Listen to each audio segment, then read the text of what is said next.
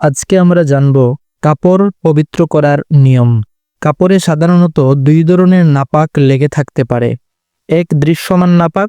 2 নম্বর হলো অদৃশ্য নাপাক, অর্থাৎ যেটা দেখা যায় না, তরল কিংবা পানি জাতীয় কোনো নাপাকি।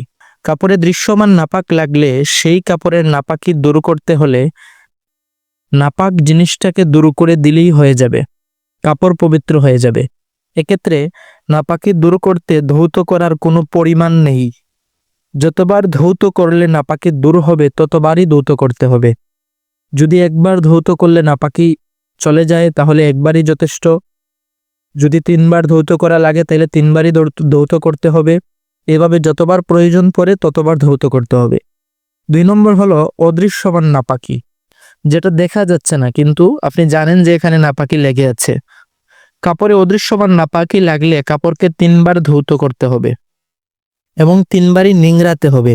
শেষবার একটু শক্তভাবে নিংড়াতে হবে যাতে করে পরবর্তীতে আর কোনো পানি বাহির না হয়। আল্লাহ তাআলা আমাদের সবাইকে আমল করার তৌফিক দান করুন।